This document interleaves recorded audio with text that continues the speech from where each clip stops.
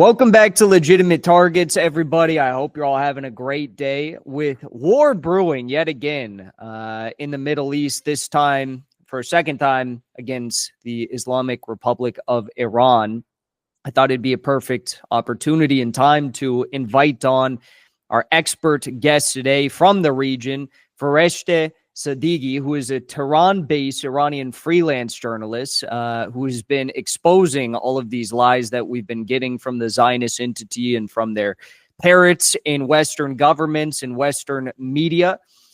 So without further ado, Ms. Sadeghi, thank you so much for joining me today.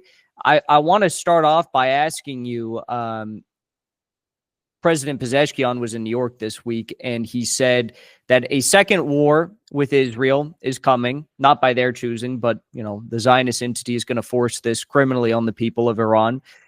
He said there's no doubt about it in his mind that this is a guarantee. Do you think he's correct? Do you think this is coming? Thank you, Jackson, for having me.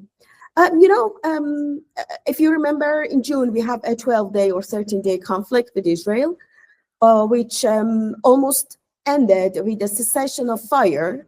There was no peace plan. There was no, official ceasefire agreement or whatever. The two sides just decided to stop the attacks against each other. So at the time when Iran accepted that ceasefire, everybody was saying that Israel, or the Zionist entity, is an entity that times and again has proven that it doesn't leave the country that it attacks alone. So it repeats its aggression again. And through all this, I can say over the past 4 decades, we have seen this pattern in this region. For that reason, everybody in Iran thinks that, yes, there is a war, there will be a war, and Iran and the Israeli entity will one way or another reach each other another time. But the question is when. I know on social media over the past week, there have been many reports about Iran, about the Israelis preparing for the attacks. It seems that Iranians are getting prepared too, but mostly they try to calm down the situation in the country. They try not to frighten the people. They try to keep them calm, to say that, no, not a big deal is going to happen. We will strike back if they attack us again. And this time around, we will attack, or we will strike back even harsher than previous time. Actually, even today, there are some commemorations for the martyrdom anniversary of Sayyid Hassan Nasrallah, the Hezbollah leader. And today, I just read that the IRGC, the Islamic Revolution Guard Corps, has issued a statement and warning the Israeli bosses in Tel Aviv that don't dare attack Iran, otherwise you will face a harsher retaliation than the previous time. So I think war at the end of the day is something that will happen, but we just wait to see when. You know, one thing I learned this week, and I don't know how I didn't know this, considering how much time I like to cover and learn about the region. But Iran actually has more Christians and active Christian churches than Israel does. Are Christians in Iran confused as to why Christians in the West, in America in particular, think that every single Iranian wants them dead? Because that's kind of the vibe that is permeating across America, the American evangelical right, that every Iranian wants them dead, and they're not going to stop until they make that happen. Yeah, in Iran is a country with mosaics of ethnicities and somehow religions. Yes, about 98% of the population are Muslims, which from that 98%, about 8% are Sunnis and 90% are Shias. And the rest are 2%, which include the Jews and the Christians. For your information, Christians in Iran, they are not either Protestant or Catholic. They are mainly Orthodox. They follow the Orthodox Church of Armenia. We have some Catholics, but the population is very, very small, and also the Protestants. And they have been quietly. They have been really free in their in observing their own religion. So it doesn't have anything to killing Christians. Why Iranians want to kill Christians? Why Muslims want to kill Christians when we respect Prophet Jesus and his mother, Virgin Mary? They are in our Quran. We respect them. And apart from that, these Armenians, we don't call them Christians. We call them Armenians, but their nationality is Iranian. They've been living with us. We are coexisting with each other for centuries. Even the Jews, which nowadays I think their population is about between 8,000 to 9,000. They have their own synagogue, their own synagogues. They have their own. They freedom. They are free. They have their own representative in the Iranian parliament, a representative that the seat is reserved for them. It doesn't. That means that even if one Jew attend the election, they will have that seat. So it's a reserved seat for them. So these are some sort of propaganda by evangelicals. Even we have a Christian. You may not believe it, Jackson, but we have an evangelical church in Tehran. So wow. You see, and nobody goes to close it. Nobody goes there and says, "Okay, close the door, shut it down." No, they are performing their own religious duties. So that's it. I think that's a very ridiculous accusation to say that Iranians want to kill Christians. Why should we kill Christians? Yeah, I don't understand it either. I've had Christian and Jewish friends go to Iran and they're not spit on like they are in Israel. They're not disrespected. They're treated with, I think, the highest respect that you can imagine being a foreigner and visiting a country. So it's a total lie. And I didn't even know there was an evangelical church. That's another new thing. So very interesting. I'm curious, though, during the 12, 13-day war that took place, there were a lot of internal terrorist attacks that were, very criminally, sadly taking place each and every day. And I'm sure this has been on the minds of the Iranian leadership. How can we curtail this? How can we prevent this? What group or diaspora of people were mainly responsible, if there's one group that you can pin down, and how has Iran been trying to deal with this issue and prevent it from rearing its ugly head again in the future? Iran is a big country, as you know, 80 to 85 million population. So, the political system is the Islamic Republic. So you can say the constitution and the penal codes and everything is based on Sharia law. Okay, so if we should accept that there is a minority, I don't know, I can't say what percentage of the people, but they oppose this political system. And nobody can deny it. We can't claim that everybody, 100% of Iranians, they support the Islamic Republic, because no, it is not like that. A majority, sometimes they don't support the Islamic Republic at all. A majority, a group of people. Some of them, they don't support the Islamic Republic, but they don't oppose it either. They are neutral. They don't care about politics or whatever. So there is a small minority that in addition to opposition to the Islamic Republic, we can say they are the fifth column of the enemy. And when we talk about the enemy, it is the American CIA, the American regimes, and the Israeli Mossad. So these people live among us. We don't know who they are. And we have a diaspora outside of the country, two groups of diaspora, the main ones. One are the royalists who support crown prince, former crown prince, Pahlavi. And another one is the MKO, a cult that they live in Albania. They were through for almost a decade or 2 decades, they were in Iraq under the protection of former dictator Saddam Hussein. And after Iraq was liberated from Saddam Hussein, after all those stories that I don't want to mention them again, the new government in Iraq didn't want them to be on their soil, because they were collaborating with Saddam Hussein against Kurds, against Iraqis, and against their own people, which were Iranians. So they are in Albania. Unfortunately, in Europe, they have somehow, to some extent, freedom. They were on US terrorist list, and they were on European Union terrorist list, but they were removed from those lists. And they are another group, and this is the second group that they actively oppose Iran, and they do everything that they can to create mayhem in Iran. So these people, you can say, they have their own groups inside the country. They have their own collaborators. They have their own family members. So they are the people who actively helped Israel in its war against Iran. And if you remember, in those 12-day conflict, the Israeli Prime Minister Benjamin Netanyahu openly said that, people of Iran, it's time for you to rise up against your regime and to topple the Islamic Republic. And they hope that these foot soldiers on the ground would help them. So these were the same people who flew some drones, some small, you can say some small surface-to-surface missiles.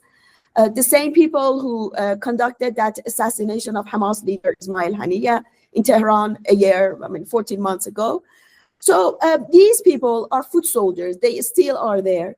Some of them, sometimes they are caught by the security forces.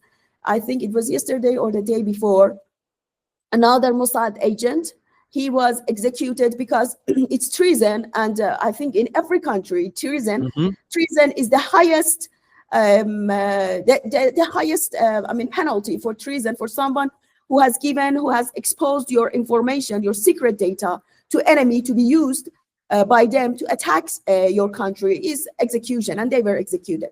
Some of them are in courts, but the state doesn't reveal the exact number of them. So I think sometimes you have no choice but to find them and to neutralize them, because apart from that, in no way they come, even not come to support you, but just to remain neutral, not to act and not to be involved in treason against the country, against the motherland, is the most important one. So the Iranian security forces, from time to time, they say that we found a cell working with the Mossad. I think little by little, and the interesting thing about, maybe your audience don't know, is that during the 12-day war, some of these cells, some of those people who flew those drones and attacked people, they were exposed by the same people. By their neighbors in their local community, maybe by their relatives. They contacted the security forces and they said that, for example, in our neighborhood there is a house that they have suspicious activities. When security forces they stormed those buildings, for example, they found that there was a workshop assembling drone parts. So most of the time, the people of Iran in cities, our fellow citizens, are the ones who protect the country and protect their motherland, even from their neighbors or from the enemy within. I think that's a fair punishment. In the U.S., that's the punishment on the books, but you have all of Congress that's committing treason almost every day, and nothing happens. They just get promoted. When you look at the Zionist entity and what they tried to do, you mentioned regime change, balkanization, all these sorts of things that they want to achieve. In the first war, they failed miserably. And whether it's more reformist sentiment people on the ground, average Iranian citizens, or the government itself, which is reformist in nature as the Western media defines it. They are not the hardline principalists as the Western media labels the other side. It seems like the Zionist entity just unified the entire country, and everything backfired. So in what way do you think a new war launched by them would achieve any of their goals? If their goals are to disunify and create division and chaos, how does doing something like this, another war, serve their interests? I personally, my own idea, I don't insist that I'm right, but it seems that what Israel did in June was a regime change plan. They say that a regime change, they thought that, for example, something like Iraq that happened in early 2000, regime change needs a military force and the people, both of them together, hand in hand. And they miscalculated the Iranian population. They thought that because Iran has been under sanctions, because there are some economic grievances, because there are some political grievances, because there are some differences between, for example, what we can say, the reformists or the reformist-led government and the principalists, or disunity among political factions. They miscalculated that, okay, it's time to attack Iran. We paved the way by targeting the structures, and then people go to the streets and they finish the job. But it didn't happen. So it seems that that plot, that plan, that strategy, or whatever you call it, it has some bugs. So the Israeli entity or the Zionists need to resolve to fix those bugs. And as long as those bugs have not been fixed, I think they can't easily attack Iran, because they, at least for the first time, they saw that no, when something happens to the motherland, to the country, all the people gather around the flag. So this unity is very important. But unfortunately, apart from unity, you need to have one voice. You need to hear one voice from the country. And unfortunately, nowadays, you don't hear that one voice at all. Everybody says something. The government says something. For example, last week, at the UNGA General Assembly, President Pezeshkian and his team, they were in New York. And now they say that we had accepted to meet with the Americans, and we even invited Steve Witkoff, Representative Witkoff, to join the meeting, and he didn't. So it seems that nowadays you hear some sort of begging all the time, begging the Americans, please come to the table, please talk to us, please just remove those sanctions. Just before I joined you, I was reading the news in Farsi, and it was, and we have some sort of propaganda. We call them, they are NATO's fifth column, some media outlets in Iran, that all the time they are propagating and they are pumping dismay, pumping disappointment into the society. Now I tell you how. For example, some countries, they say that the United Nations Security Council resolutions, now they have returned to Iran through that snapback mechanism that last week everybody was talking about it. And Iran, China, and Russia, they say that no, we don't accept it because it's, it doesn't have any matter, it doesn't have any legality to bring back those sanctions. Some European countries, Canada, Australia, Japan, they say that we reimpose those sanctions. And now we have the news that Turkey will reimpose those sanctions too. Then I was reading some news, some names, and then I saw that at the end of the names, because there are some entities and some individuals that they come under sanctions. Then you see Qasem Soleimani on the list. And Qasem Soleimani is dead for 4 years. So, then you see, for example, the Iranian Atomic Energy Agency. So this Atomic Energy Agency of Iran has been under sanctions for decades. Oh, come on. So you see these sanctions, this propaganda is pumped by the Western media, and some media inside Iran, they repeat them. But you see these people all the time pump disappointment into the society. Then you feel, oh, sanctions have returned. Oh, the Israeli entity is attacking us. Oh, come on, we have missiles. We have our own powers. We can defend ourselves. There is no need to be worried so much about it. It's a very good point. It makes you wonder why are, some politicians so committed to this idea of, I think what you said, begging, is a very accurate way to characterize it. And seemingly also trusting that any deal, any agreement with the United States would be upheld or would be respected.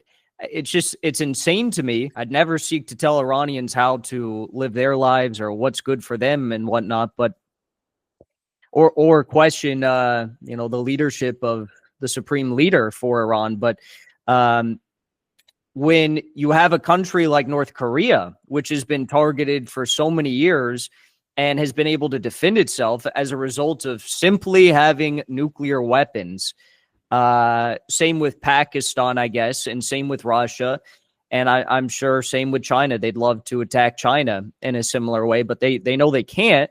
because of nuclear weapons, one has to ask the question, why is there not more than just several dozen members of the Iranian parliament who are asking that question?